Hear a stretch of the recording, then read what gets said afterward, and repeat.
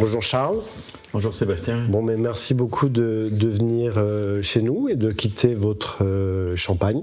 Voilà, on a beaucoup de chance de vous recevoir et vous êtes venu pour nous parler de votre belle maison, la maison Filipona, et plus particulièrement d'un des joyaux de la maison, le Clos des Goisses, qui est un endroit très particulier. C'est un endroit très particulier, donc il est très pentu. C'est un coteau qui est très allongé, qui fait presque 1 kilomètre de long sur seulement moins d'une centaine de mètres de profondeur.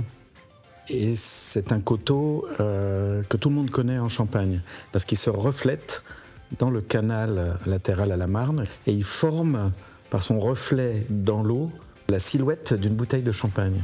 Le Clos des Goisses fait partie du vignoble familial depuis 1935. La famille elle-même est installée en Champagne depuis le début du XVIe siècle. Le Clos des Goisses est donc venu un petit peu plus tard. Il a d'abord été la propriété de cousins de la famille Filipona, la famille Boucher. Et puis en 1935, après une période d'abandon, mon grand-oncle, Pierre Filipona, a voulu le ressusciter et en a fait le premier champagne monocru, comme on disait à l'époque, on dirait aujourd'hui parcellaire, de toute la Champagne, et qu'il est resté pendant toutes ces années, jusqu'aux années 70. Les gens vous ont pris pour des fous C'était très très mal vu. Jusque dans les années 70, c'était considéré comme quelque chose de tout à fait inapproprié, arrogant. Surtout, non, pas arrogant. Au contraire, je pense qu'on nous reprochait que ça manquait de la morgue des grandes maisons de champagne qui mettaient en avant leur habileté à assembler les vins. Cette image-là, elle s'est complètement retournée aujourd'hui. Là où on nous reprochait en 1970 de faire un champagne d'un seul terroir, aujourd'hui, beaucoup de viticulteurs indépendants se sont mis à le faire, évidemment, parce que c'est leur patrimoine. Mais les maisons également, les grandes maisons, les grandes marques, pour la plupart, commencent à proposer des vins de terroir unique. Ils nous ont suivis.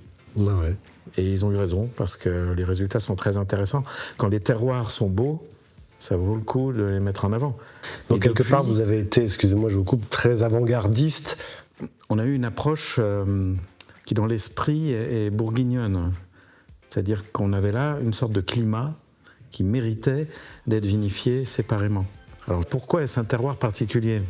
C'est lié à plusieurs éléments. Le principal, c'est la pente. Donc non seulement il est très pentu et donc très drainant, mais il est aussi exposé plein sud. Comme il est exposé plein sud, il a un caractère très solaire. Il atteint des maturités supérieures. Et c'est là qu'intervient un autre élément de ce terroir, c'est qu'on est sur la craie. Et le résultat de tout ça, c'est donc quelque chose de très, très paradoxal, qui est à la fois extrêmement mûr, extrêmement solaire et extrêmement minéral. Donc, si je résume, la pente, l'exposition et un sol relativement crayeux vous permet de extrêmement crayeux, vous permet de produire des grands vins chaque année. Et de mémoire, je crois que le Clos des Goisses n'a pas été produit une dizaine de fois peut-être depuis l'acquisition par votre maison. C'est à peu près ça. C'est à peu près ça.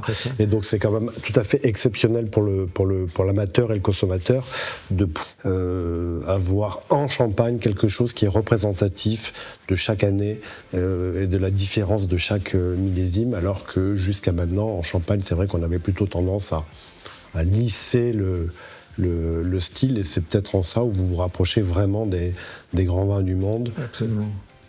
C'est exactement ça. Certes, c'est un champagne, mais c'est avant tout un grand vin. Donc on applique la même logique qu'on appliquerait dans un grand château bordelais ou dans un grand climat bourguignon. Cela dit, dans la façon de le vinifier, on est peut-être un petit peu plus bordelais. Parce qu'on a 2 cépages plantés dans le Clos des Goisses. Il y a du pinot noir majoritaire et du chardonnay. Le Clos des Goisses est assez grand.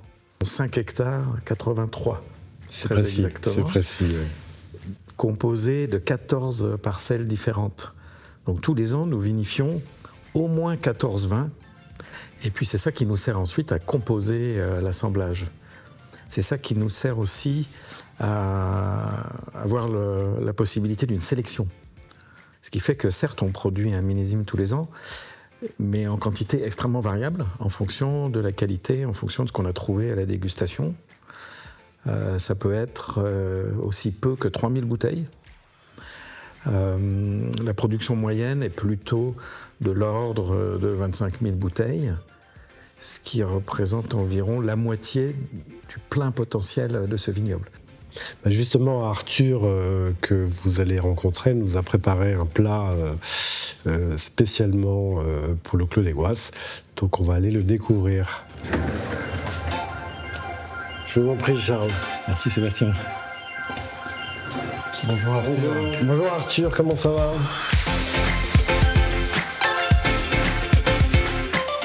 C'est magnifique. Merci Très beaucoup. joli. Donc j'ai concocté ce plat pour aller avec Clos des Goisses 2012.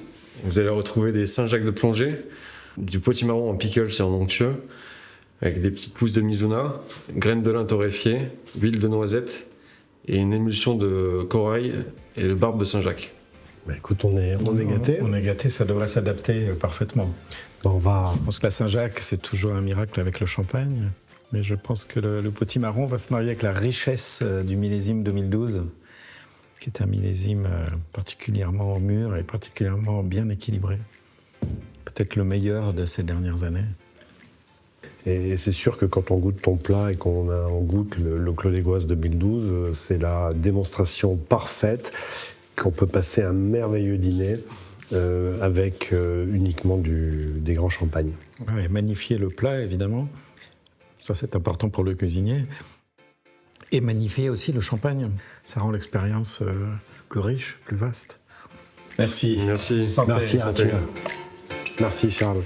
Santé. Merci beaucoup.